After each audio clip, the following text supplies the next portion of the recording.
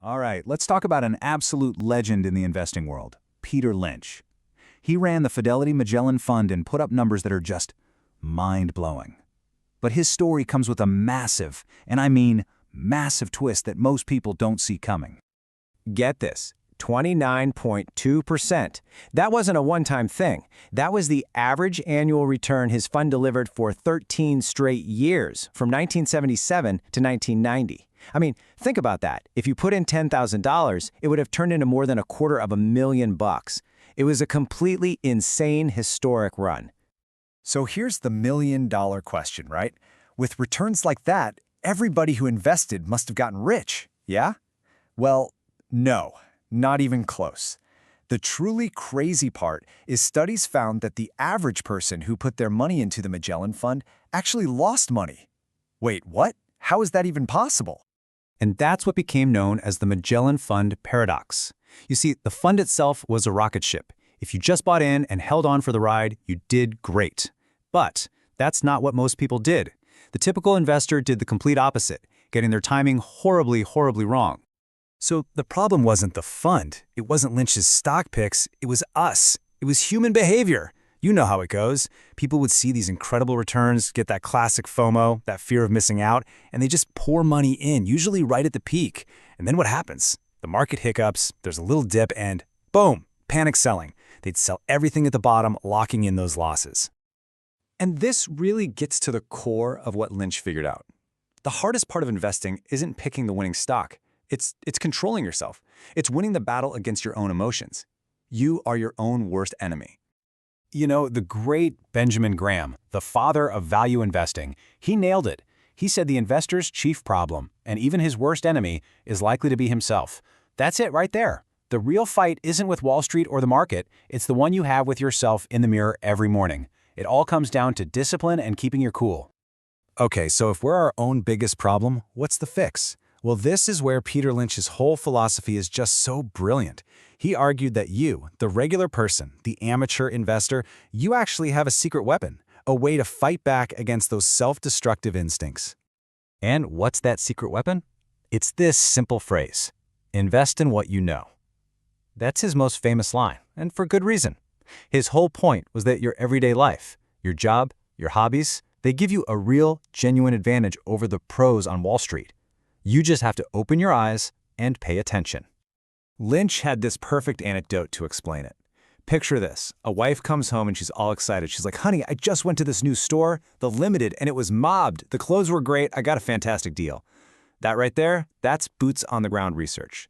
But her husband, the self-proclaimed designated investor of the family, he just waves it off. He says, nah, I'm investing in Winchester disk drives. Some super complex tech thing he doesn't really get, but hey, it's a sure thing. I'll give you one guess which of those stocks turned into a home run. And that's the beauty of it, right? This applies to literally everyone. You don't need an MBA. You're a doctor, you know way more about a new medical device than some guy in a suit. You're a parent, you saw the Cabbage Patch doll craze coming a mile away. You work in an office, you see which computers everyone's actually buying. That's your edge. That's your superpower. All right, so you're using what you know. What next? What does the perfect Peter Lynch stock actually look like? Well, he had a very specific checklist. And honestly, it's probably the opposite of what you're thinking. First off, he loved companies with silly, almost ridiculous names. I'm talking about companies like Pet Boys, Manny, Mo, and Jack. Just think about it. Can you imagine a super serious Wall Street analyst trying to pitch that name in a board meeting? They'd feel foolish. And because of that, these stocks get ignored, which keeps the price down and creates a perfect opportunity for you. Next up, he loved boring businesses, like really boring. One of his favorites was Crown Cork and Seal. You know what they do? They make cans and bottle caps. That's it. Nobody's writing breathless cover stories about the future of can technology, and that's exactly why he loved it. No hype means no crazy inflated stock price. You get to buy a solid, money-making machine without all the drama. And this one is just genius. He looked for companies that had a durable niche, a kind of moat around them. His best example? A local rock pit. Yeah, a pit with rocks. Why? Because rocks are super heavy and expensive to move. So if you own the only gravel pit in town, you basically have a monopoly. No competitor is going to ship their heavy rocks hundreds of miles to compete with you. It's a simple, elegant, and almost unbeatable business model. Okay, so that's what to look for, but what about what to avoid? Well, Lynch coined a term for a huge mistake he saw successful companies make all the time. And trust me, once you hear it, you'll never forget it. He called it diversification. Get it? Not diversification, diworsification. It's when a perfectly good, profitable company gets greedy and starts buying up other businesses in fields they know nothing about. They almost always overpay, they have no clue how to run the new thing, and it ends up dragging the whole company down, making everything, well, worse. Here's a perfect side-by-side. On the good side, you have Melville. They started as a shoe company, and they smartly expanded into similar businesses they understood, like CVS and Marshalls. It was a huge success. Now the bad side. Gillette. They made tons of money selling razors, right? Then they diversified. They bought companies that made digital watches, cosmetics, office supplies. It was a total disaster. It took their eye off the ball and absolutely crushed their stock for years.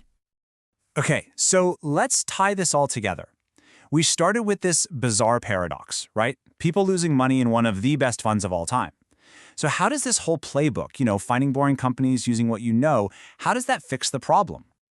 And here's the real takeaway. The Lynch playbook, it's not just a guide to picking stocks that'll go up 10 times.